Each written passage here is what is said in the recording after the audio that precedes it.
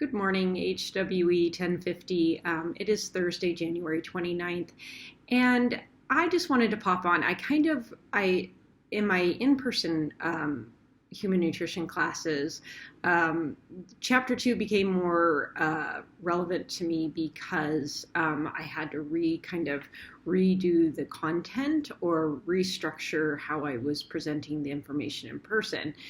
And then I got to thinking, oh my goodness, my online kids are doing chapter 2 as well.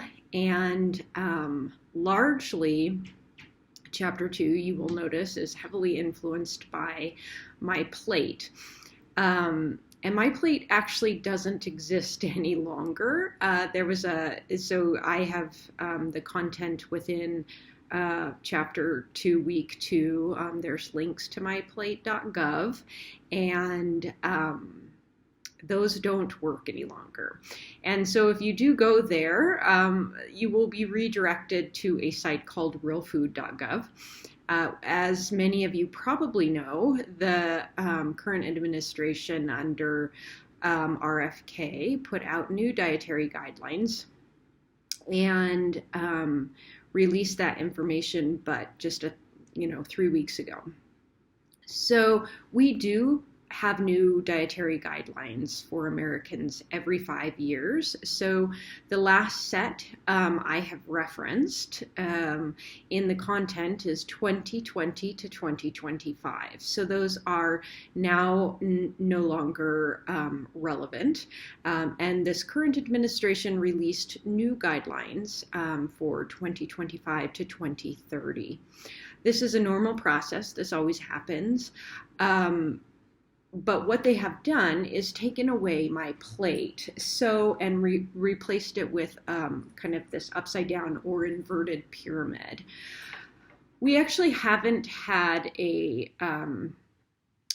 pyramid for a long time. So the last pyramid that we saw, the one that they've flipped upside down and redesigned that they're claiming on the website, that was in 1992, and I have referenced an NPR article from the SALT in the content as well that I suggest you look at.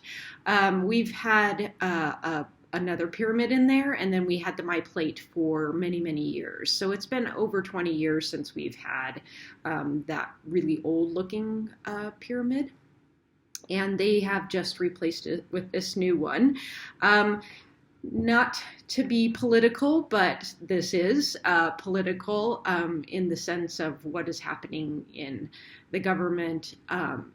So it looks a little different, and you can no longer access my plate material. And it dawned on me that I'm talking about this in person in my class, and I couldn't do it with you guys. So I will link the new pyramid that we have, the upside down pyramid. In my eyes, there's lots of problems with it. It's from a standpoint of kind of lobbyists and industry pushing.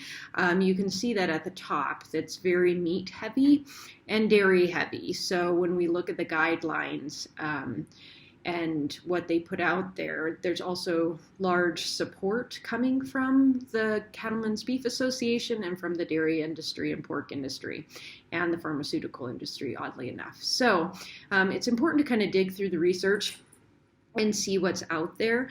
Typically, I know this is going to be a long video and I could go on and on as I do in my in-person classes, but typically there's a 2-year period between each 5-year cycle in which a panel of experts and scientists come together and analyze public health issues and determine what would be best as putting, forward the most current and applicable dietary guidelines. Well, that panel, that advisory board, was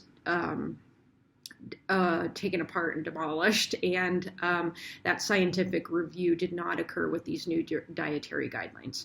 So what we have in front of us now is an interesting set of guidance that had really no scientific background or advisory committee put to it. So I will leave that here. I will reference realfood.gov If you have questions about this, please reach out. I'm happy to talk Zoom or email about this. I don't love it. I'll put that out there. I think it's inequitable. Meat is very expensive, and they have also changed the guidelines for protein intake.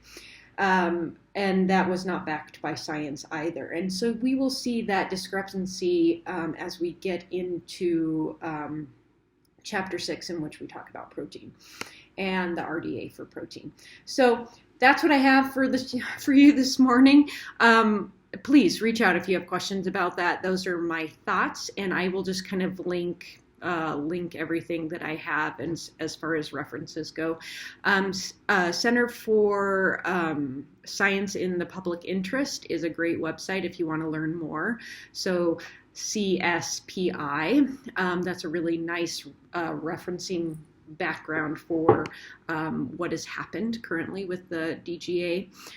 Most people truly don't really pay attention and never knew the DGA existed, so it's interesting that they've made a big fuss about it, and that they're radicalizing the food system, which I personally, and the old plate, did not ever promote highly processed foods. That wasn't something that we as dietitians or medical professionals ever told anyone to do. So it's interesting that they're coming out saying that that's what we were doing in the past, and they've radicalized nutrition advice, which isn't necessarily true. So there's my 2 cents. I hope you have a wonderful Thursday. And just note that discrepancy within this week's content. And I'm sorry that it didn't dawn on me earlier until I was teaching it in class yesterday, and I was like, oh my goodness, here we are, and things have changed. So there you are, long-winded, I usually am, and take care. We'll talk soon.